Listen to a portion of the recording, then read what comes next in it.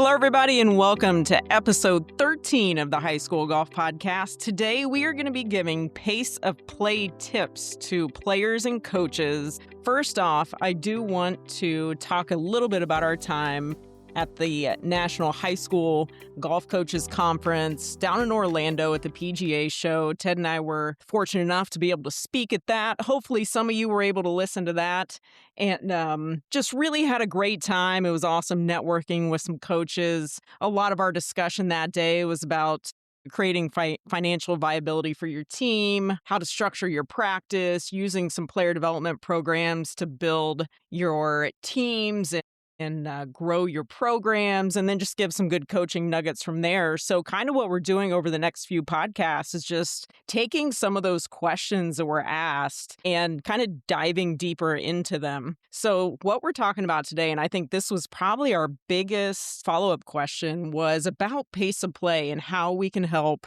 our high school players play faster and kind of be more aware of that. So, Ted, why don't you talk a little bit about your involvement here in Indiana specifically with pace of play and a lot of that you've been involved in? Well, Crystal, when I became involved as a high school coach, one of the things that I really wanted to try to have an impact on was improving the pace of play for these high school events. And I obviously spent decades as a golf course owner and golf professional running some of these events. And I'm sure me, like many of you listening, I had a lot of frustrations about how poor the pace of play could be at times in high school and middle school golf. So we organized a task force here in Indiana that was comprised of the Indiana High School Athletic Association, our Indiana Golf Office, the Indiana PGA, and the Indiana High School Golf Coaches Association. And in a collective effort from all four bodies, we produced a 12-minute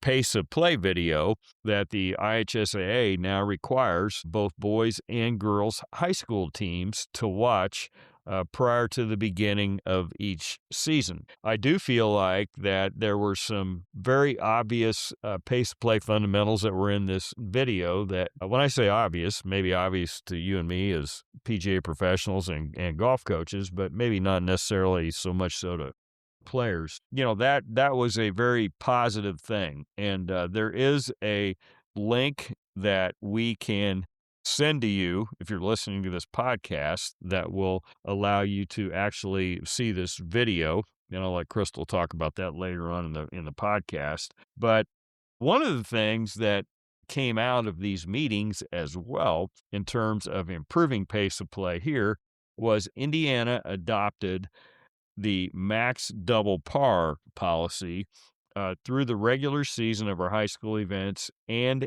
through the sectional, which in Indiana is the first leg of our state tournament. Max double par basically means that you can take a maximum of 6 shots on a par 3, 8 shots on a par 4, 10 shots on a par 5. And as you can imagine, this was not necessarily a laydown, and we spent quite a bit of time and researched 5 years of IHSA sectionals, and what we found was that using max double par had absolutely no effect on any team results in terms of teams that would have advanced from the sectional to the regional, individual results, anything like that. But what we did see, particularly in the regular season at the sectional level, is there were a lot of really big numbers when people had to play it out and count all their shots. So this was something that it's not in that video, and that's why I wanted to mention it, that I do feel like has had a huge impact on our pace of play. So I'll just kind of kick it off to you and let you talk a little bit about golf course awareness. Yeah, so let's talk about pace of play and what you can do as a coach to help your players with this. So we're just going to kind of start at the tee box, right? When you get up to the tee box, you need to be able to pull your club out, the ball at your tee, and let's play ready golf. Whoever's ready is going to go to the tee first, regardless of what your score was on the previous hole or whatnot. So be ready to go. I see a lot of fumbling around. I see a lot of kind of digging through the push carts and writing down the score from the previous hole or whatever it may be, but let's be ready to go when it's our turn on the first tee. Another thing is make sure you know where to stand. So have your players stand off to the side. We see a lot of players really kind of creating a distraction for other players by putting their push carts or their bags right behind the tee box or standing right behind the tee box. And it's a distraction to the players, and I think it's a lack of etiquette on their part as well. One of the things you and I have really tried to emphasize to our players is what we call walking with a purpose to your ball. And we see so many players that will actually just slog out to their ball, bad body language. Maybe they're not playing well, and that is a major culprit to creating a poor pace of play. And when you leave the tee box, you can socially walk out with the other players in your group. You could certainly be carrying a conversation on, but you need to walk your ball with a purpose. And at some point, you're going to scatter and you're going to go out to your own ball. When you get to your ball, there's just a couple of things that you could certainly inherently do each time that will speed up the pace of play and kind of fall into this ready golf theme that you're talking about. And that would be get your distance while somebody else is hitting in the wind direction while others are playing. And there are times, too, when it's okay to play out of order. And if you and I are playing a par 5 and you're going to go for it in 2 and I'm going to lay up, I should go ahead and hit my layup shot before you obviously hit your second shot. Same thing could be true if somebody's taking relief or there's a penalty involved. Encourage your players all the time to play ready golf.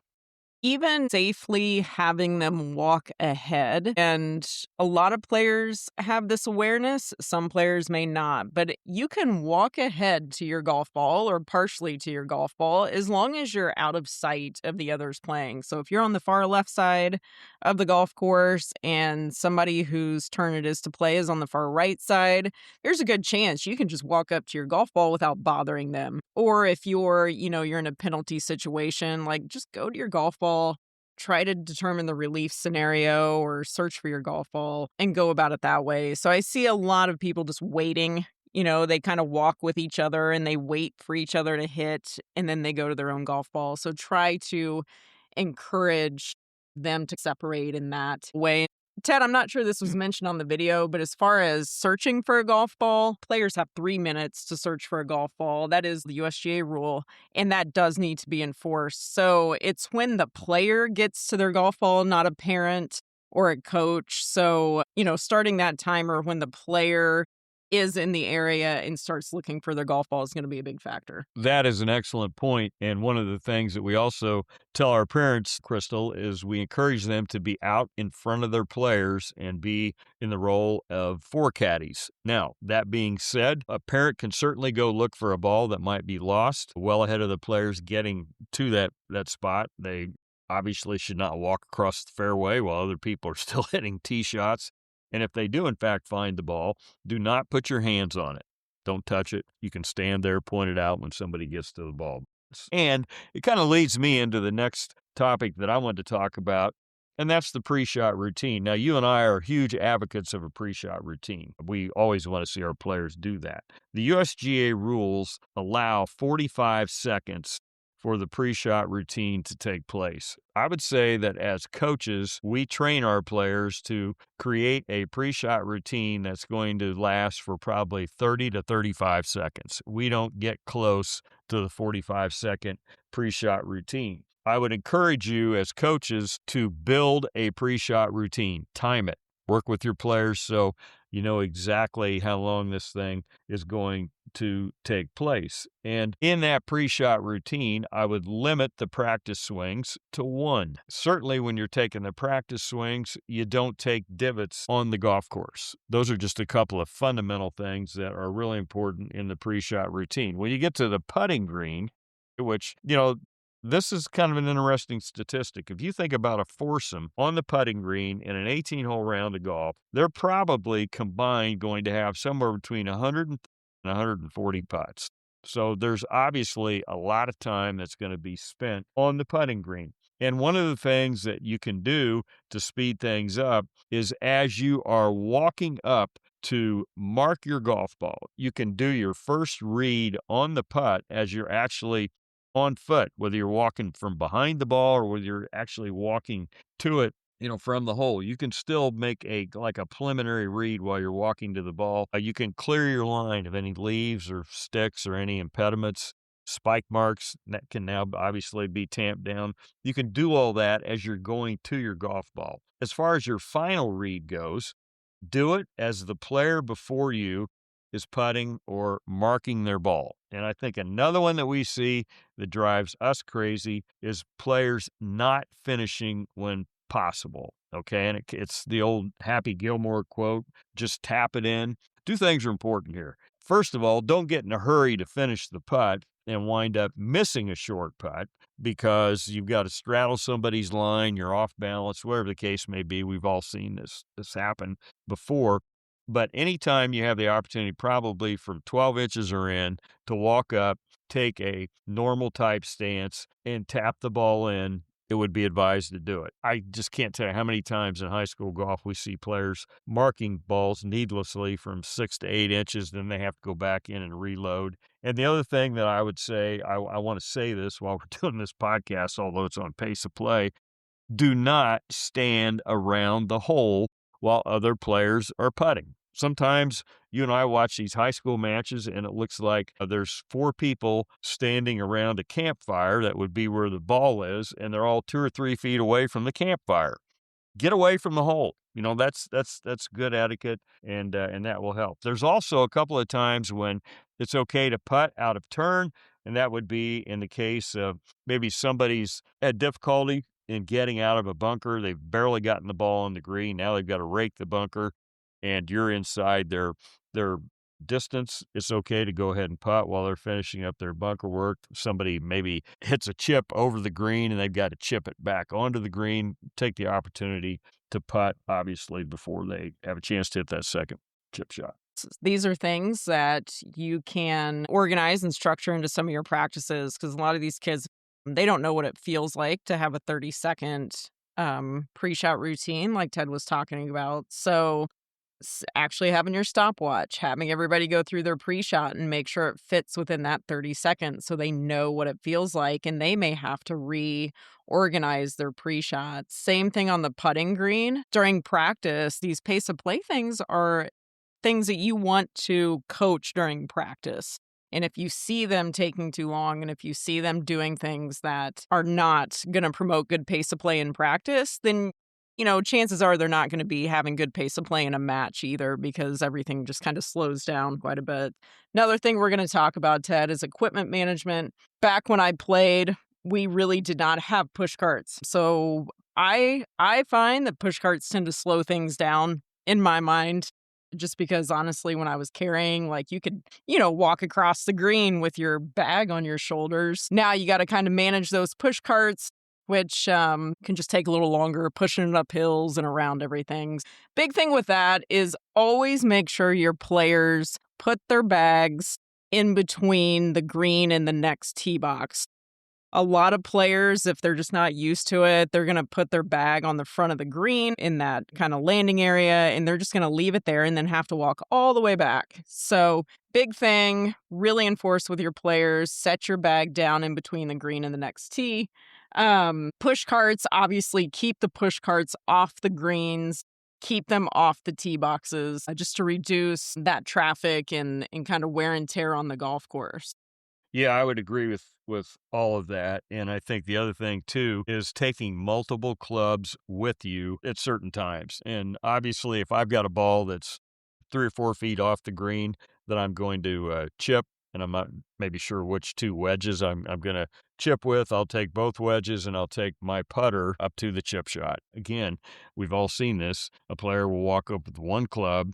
They'll hit the shot. They'll walk back over to their bag. They'll put the club in the bag, and then they'll grab their putter out and go back to the green. And it's just these are little things that over the course of the round they add up, from a time frame standpoint. And certainly, if you're going into a long grass area, which we have those out here, and there's a potential you might hit 2 or 3 different clubs. Take them all in there with you. The key here now is where you're going to set the clubs that you're not going to use to hit the shot, and always put them in a visible place where, first of all, you can see them, where you don't forget that you put them somewhere and you have to go back and get them, which obviously is a issue with pace of play. But the best idea is to put them in a traffic area where you're going to be exiting, back to your push cart or wherever the case may be. These are all things that sound so obvious, but yet They you need and to be I coached, I've yeah. watched these things